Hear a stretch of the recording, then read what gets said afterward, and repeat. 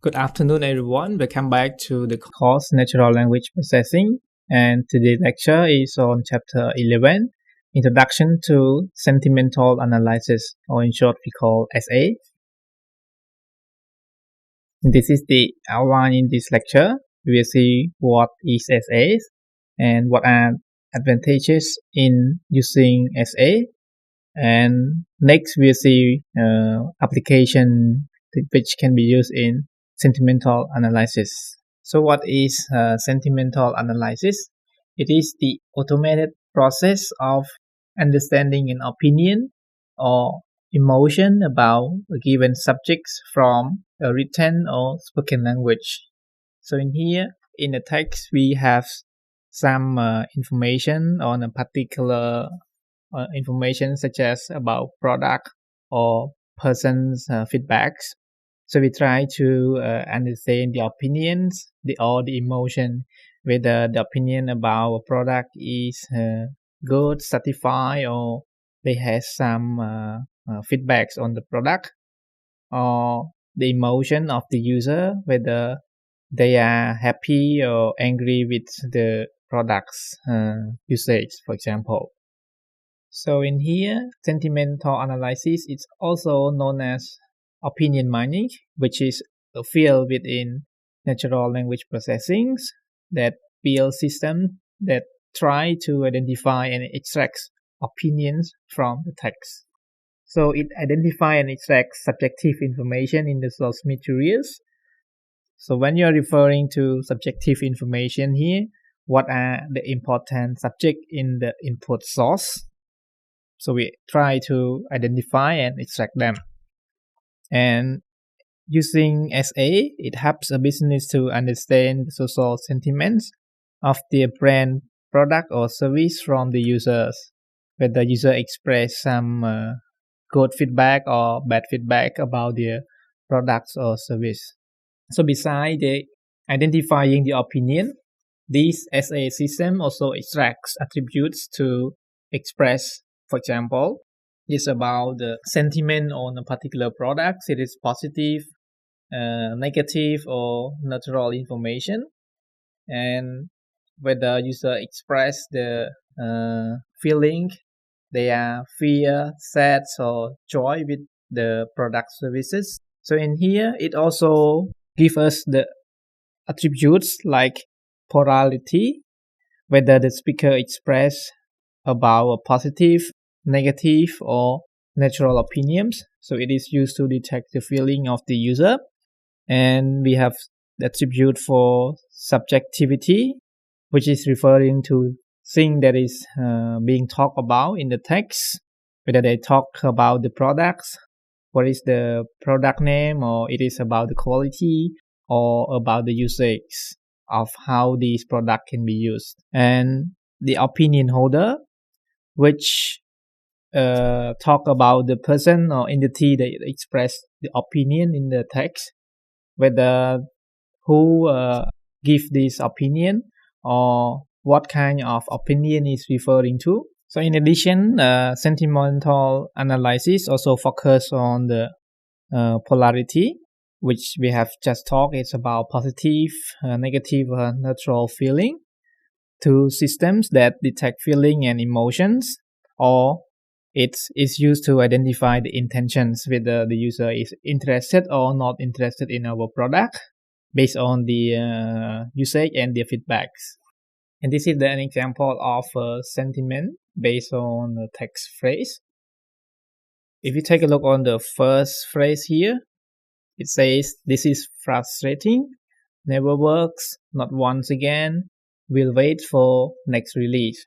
So basically, this talking about negative opinions on the products, like they are complaining. So they have lower certifications, which allow us to know the feedback from our user. And next, if the text or phrases containing some kind of the information, like they say, "Wow, amazing," or they save their time a lot, or they are more happy to use the product. So this representing the positive information which is obtained from the user. So it gives us the high certification from the user, which allow us to gain more report for our business regarding the user satisfaction. And next, when we have another type of text like user is asking something, how do I do this? How do I use this product? How do I perform these kind of features? Or they have some other phrase, never knew this work this way, or they miss some step in the given manuals of the product. So these give us some difficulty in expressing the sentiment of the user. So it means that we need some more training on our input data. So because we cannot identify these inputs text, whether the user is talking about positive or negative sentiment. And why sentimental analysis is important? If we take a look on the data worldwide, 80% of the world data is unstructured. So when we say unstructured here, it's referring to those data which are not well organized in a predefined way. Those data may come from email or social media, article or document online. They are not categorized, or they are just written documents. So these are called unstructured text. So with unstructured text, it is difficult, time-consuming, and expensive to analyze and allow us to understand this piece of information. So with sentimental analysis, it allows us, like the company, to make sense of this unstructured text by automating business process or getting actionable insight to serve the customer more effective.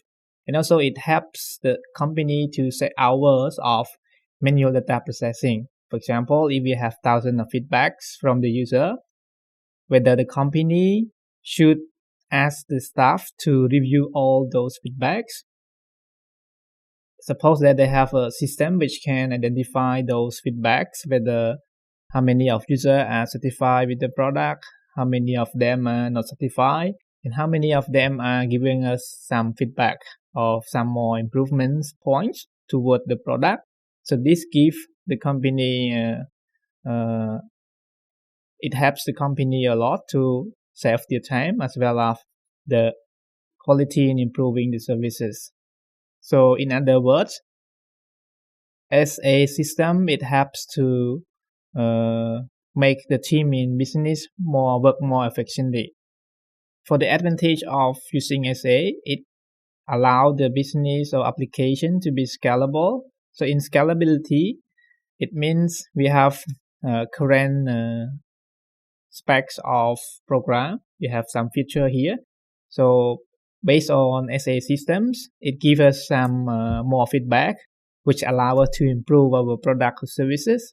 So from this information, we can help to improve, and then we can scale our business more bigger, for example. And it also allows us to have real-time analysis based on the reported data. And it also have the consistent criteria. If the user providing phrases related to positive, those information most of the time will be obtained as the positive feedback. And these are the scope of the sentimental analysis. They are divided to 4 main levels. The first one is called word level SA, which detects the sentiment analysis based on words appearing in the text. So in this level, it uses the dictionary base or corpus base. Suppose that we have a dictionary containing the positive information like verb or adjectives that are expressing the positive information.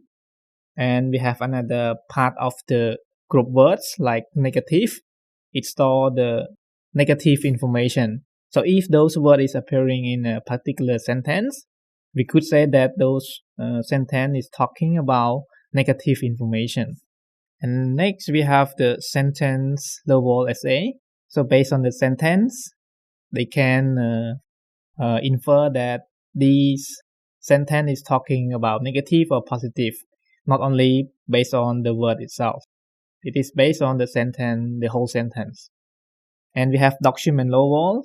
So in document level here, it may consist of many sentences. So with the combination of sentence, it can identify, it can rank whether it is talking about negative or positive information. And lastly, they have the feature level essay, like it is focusing on specific features which is appear in the text. So if those feature is high, I mean the number of appearance in the text is high, that means it's talking about good point about the system. And there are many types of FA. And in here we talk about the 5 main types in sentiment analysis. The first one is fine grain of SA, emotion detection, aspect-based SA, intent analysis, and lastly, you have multilingual SA. So in fine grain SA, as we know already from the polarity of the SA, it gives us the feeling about the user like negative, positive, or neutral information toward a particular information on the product. But with fine grain SA, it gives us a more precise level of polarity of the opinions, not just only those three information, positive, neutral, or negative, but they also include some other aspects of the opinions, like it gives very positive information, or it just in the set of medium positive, neutral, negative, or very negative. So sometimes we have different types of evaluation on a particular item, whether it is good, very good, bad, or very bad, for example. And they also have the type of rating review representing 5 star. Okay, it is very positive, and going down to the very negative, which is 1 star. And it also gives the feeling about the user if they express anger, sadness, or worries of their service, of their satisfaction. It means that they are expressing their negative feelings.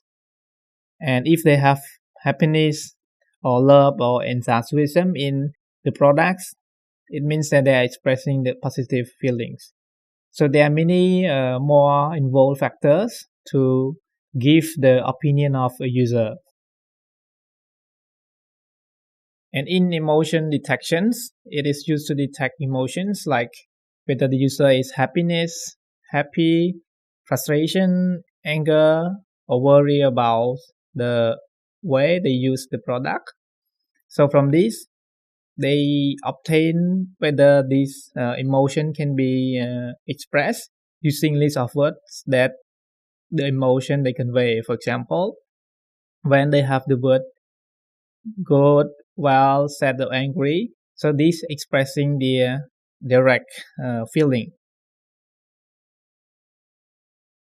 And next we will talk on the aspect-based SA.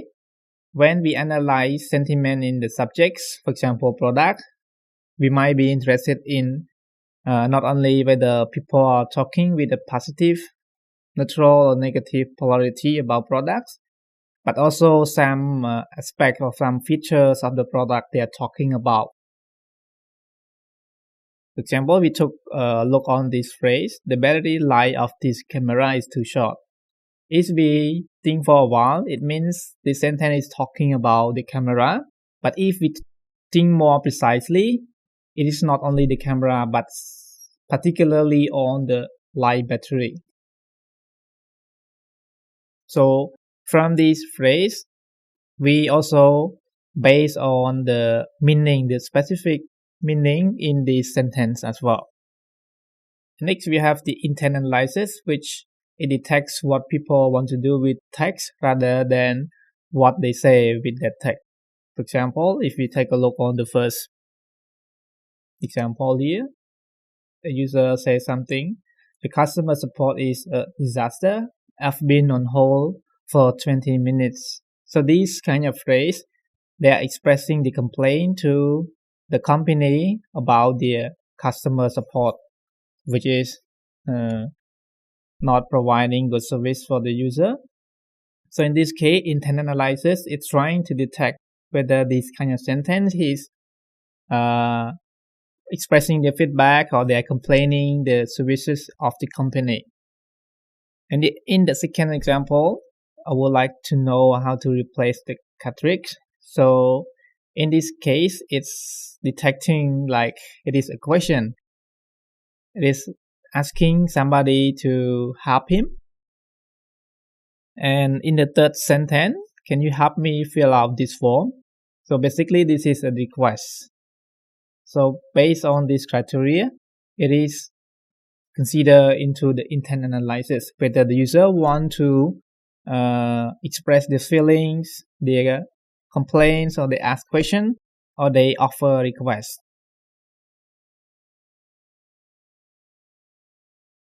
So a human being, they has no problem detecting this type of sentence. However, machine can have some problem to identify those because the meaning is not can be directly interpreted. So sometimes the intended action can be infer from the text, but sometimes inferring it requires some contextual knowledge. So from these kind of sentence, it gives the challenges in performing the sentimental analysis. And in multilingual SA, it requires a lot of pre-processing, which makes use of a number of resources. So resources which are used in the multilingual SAs, it can be the online document representing containing the sentiment lexicons, the words describing types or language of information, and it has to be created like the translated opera. Like we have many translated language used for each terms, which can be represented in a particular language. And the use of the resources, it requires a lot of coding experience and it takes long to implement. So an important note here, with an alternative to that, would be detecting language in text automatically. Then train a custom model for the language of your choice if texts are not written in English. And finally, we perform the analysis. And for techniques to perform the sentiment analysis, there are two main approach here we will discuss: machine learning approach and we have the lexicon based approach. As in machine learning, there are different type of learnings like supervised or unsupervised learning, where in the supervised learning we know the correct the actual class label already, and unsupervised we don't know those information. So what are model, what are classifier that can be used? We can use this type of classifier to perform SA using the supervised learnings.